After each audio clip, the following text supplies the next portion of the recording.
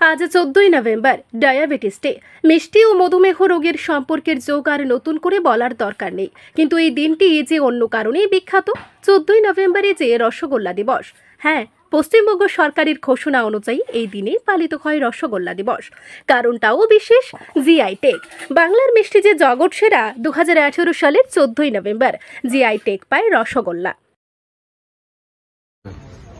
এই 14ই নভেম্বর রসগোল্লা দিবস পালন করা হয়। এটা একটা স্পেশাল দিন আমাদের মিষ্টির জগতে।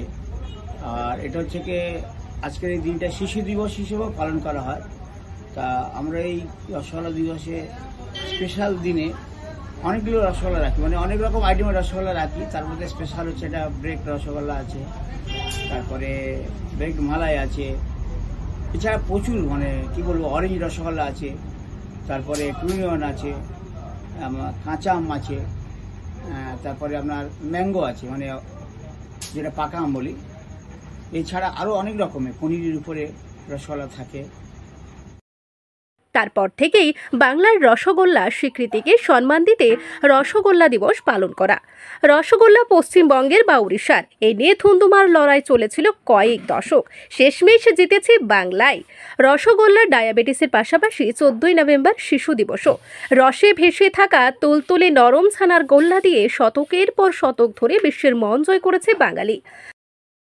তো আমাদের রসগোল্লা দিবসের মূল যে বিষয়, এই 8 বছর ধরে আমাদের এই রসগোল্লা দিবসটা পালন করা হচ্ছে, এবং আজকের দিনে আমাদের রসগোল্লা, আমাদের যে গর্ব, সেটা জিআই পেয়েছিল। একদম উড়িষ্যার সঙ্গে ভীষণভাবে লড়াই হয়ে আমরা সেই লড়াইয়ে জয়লাভ করি এবং আমাদের রসগোল্লা, বাংলার রসগোল্লা জিআই প্রাপ্ত হয়। এবং রসগোল্লা মানেই যে মানুষটার কথা না বললেই একেবারে মানে পুরো রসগোল্লারই অসম্মান করা হবে, সেটা হচ্ছে আমাদের নবীন চন্দ্র দাস, যার হাত ধরে কিন্তু এই রসগোল্লাটা সারা বাংলা এবং বাংলার বাইরে সারা ভারতবর্ষে আর এখন তো সারা পৃথিবীতে পৌঁছে গেছেই। এবং যিনি রসগোল্লার সৃষ্টিকর্তা, অর্থাৎ উনি রসগোল্লাকে প্রথম তৈরি করেছিলেন, এবং সেই দিবসকে আমরা প্রথমত তাকে শ্রদ্ধা জানাবো। এবং তার সঙ্গে আমরা বিভিন্ন রকমের রসগোল্লা করছি, যেটা আমাদের প্রায় প্রতি বছরই হয়। নানা রকম ফ্রুট রসগোল্লা, কমলালেবু আছে, কেশর আছে, এছাড়াও আপনার অন্যান্য অনেক রসগোল্লা আছে, সেই রসগোল্লাগুলো থাকছে। রসগোল্লার সঙ্গে মিশে রয়েছে বাঙালির ঐতিহ্য। সেই মিষ্টি দীর্ঘ আইনি লড়াই শেষে 2017 সালের 14ই নভেম্বর জিআই স্বীকৃতি আদায় করে নিয়েছিল। প্রতি বছর শিশু দিবসের পাশাপাশি এই দিনটি বাঙালির কাছে রসগোল্লা দিবস পালন করা হয়। অভিনব স্বাদের হরেক রসগোল্লা দিয়ে আজ উদযাপনে মেতেছে জেলা থেকে শহর ও শহরতলির ভিএন ঘরগুলি।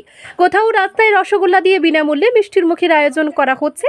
14ই নভেম্বর বিভিন্ন রকমের রসগোল্লা দিয়ে দিনটি উদযাপন করছে জয়নগর, বহর ও দক্ষিণ বারাসাতের বিভিন্ন মিষ্টির দোকানগুলি।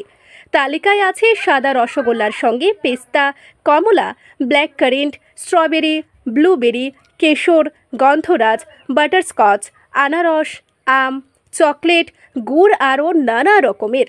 সারা বছর রসগোল্লা পাওয়া গেলেও এই দিনে ক্রেতাদের উৎসাহ থেকে চোখে পড়ার মতো।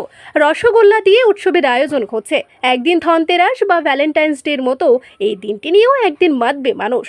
রসগোল্লায় কাঁচা লঙ্কা, পুদিনার স্বাদগন্ধ নিয়ে ইতিমধ্যে ক্রেতারা দারুণ উৎসাহিত।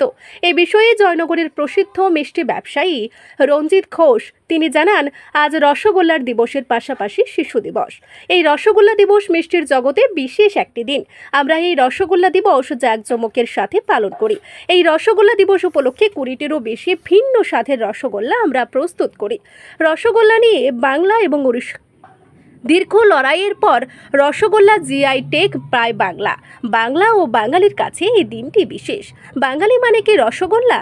রসগোল্লা ছাড়া বাঙালির অস্তিত্ব সংকটে। রসগোল্লা বাংলার দখলে এই বিশেষ দিন আমরা মিষ্টি ব্যবসায়ীর আনন্দের সঙ্গে পালন করি। দক্ষিণ 24 পরগনার জয়নগর থেকে সুমন সাহার রিপোর্ট, লোকাল 18 বাংলা।